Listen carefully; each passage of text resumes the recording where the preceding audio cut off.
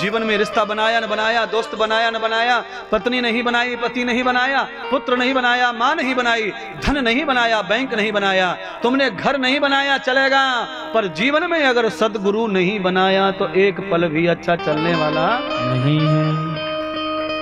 सत्यम दर्शनम प्रिया भुक्त्वाम सत्यम अर्चिताम तथा। हाँ, सब चीज के बगैर रह सकते हैं महाराज। कर्म का फल भोगने के लिए कोई जरूरी नहीं है, पर महाराज कर्म को सिद्ध करने के लिए गुरु भगवान जीवन में चाहिए। हाँ, कैसा गुरु चाहिए? तो का कैलाशी गुरु चाहिए, शंकर भगवान जैसा। हाँ, ऐरे गहरे नथु खेरे गुरु बन गए तो तुम भी लटके और वो भी लटके। बोलो, बिना तैरने वाले की टांग पकड़ लो बाढ़ में, है? जिसको तैरना नहीं आता उसके हाथ पकड़ लो बाढ़ में। जोर से बाढ़ आई हो नागपुर के नाले में,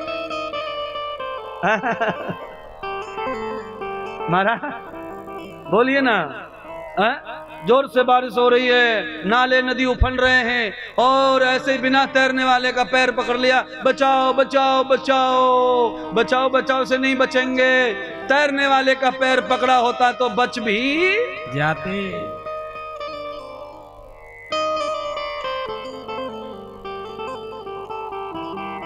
इसीलिए कैसा गुरु होना चाहिए? कैलाशी अर्थात सन्यासी। सन्यासी गुरु चाहिए। न्यासम न गतेन भोगा, जिसने भोग का न्यास ही नहीं लिया वो कैसे न्यास करेगा? सन्यासी गुरु चाहिए। न प्रपदम न वेदगतम द्वयाम मेधम दर्शनम गुरुम। ऐसा गुरु चाहिए जिसकी चारों बुद्धियां खुली हों, एक भी बुद्धि स्टॉप ना हो।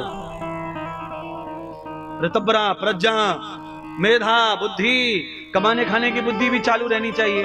मेधा, ज्ञान और वैराग्य की बुद्धि। प्रज्ञा, ध्यान और साधना की बुद्धि। प्रज्ञा, भगवत प्राप्ति की बुद्धि। जिन्होंने साक्षात्कार कर लिया हो, ज्ञान का, वैराग्य का, विवेक का, त्याग का, तप का, जप का, ब्रह्मचर्य का, योग का, समाधि का, ऐसे गुरु मिलने चाहिए। वो तुम्हें भव सागर से रोक सकते हैं डूबने से। अरे गहरे नथु खेरे तुम्हें भव सागर से रोक सकते हैं? नहीं हमारा। क्यों नहीं रोक सकते? सुनो ना, क्यों नहीं रोक सकते? क्योंकि जितनी चिंता तुमको अपने बच्चों की है उतनी ही चिंता गुरु भगवान को भी अपने बच्चों की है। उनके भी गुड्डी पप्पी सुनीता पल रहे हैं घर में। एक 3 साल का है ब्यास जी का बेटा, एक गुरुजी का बेटी 9 साल की है और एक 13 साल की है। 3 बच्चे तो गुरुजी के घर में बड़े हो रहे हैं। वो तुम्हें देखे कि अपने बच्चन को देखे? हाँ, उसके बच्चों को भी इंजीनियर बनना है और तुम्हारे बच्चों को भी। अब गुरुजी अपने बच्चों का ध्यान देवे कि तुम्हें आशीर्वाद देवे। इसीलिए न्यासम न गते भूयः। शंकर भगवान का आशीर्वाद क्यों सफल है? क्योंकि शंकर भगवान ने बच्चे कुच्चे पैदा नहीं किए, इसीलिए पूरा आशीर्वाद तुम्हारे लिए समर्पित है। सन्यासियों का आशीर्वाद ज्यादा फलित क्यों हो जाता है? क्योंकि वो थोड़ा भी जप तप करते हैं वो तुम्हें प्राप्त हो जाता है आशीर्वाद के रूप में, क्योंकि उनके भोग में वो समाप्त नहीं होता है। तो कोशिश करो अच्छा ज्ञानी, अच्छा विवेकी, अच्छे चरित्र का अच्छा सन्यासी जीवन में गुरु बनकर आए, जो तुम्हें गुरु भक्ति सिखाकर, ज्ञान भक्ति देकर तुम्हें भगवत कृपा दिलवाए, संसार के विरक्त होकर तुम्हारे संसार में उन्नति करे, तुम्हारे धन की वृद्धि करे, तुम्हारे परिवार की वृद्धि करे, तुम्हारे गए हुए सुख को वापस लाए। ऐसा महात्मा चाहिए गुरु के रूप में। तुम्हें चैन प्रदान कर दे, बेचैनी समाप्त कर दे, तुम्हारी उक्षणता, तुम्हारी चंचलता को शांति प्रदान करे। ऐसा ज्ञानी चाहिए, ऐसा विवेकी चाहिए, ऐसा वाचक चाहिए, ऐसी भागवत चाहिए।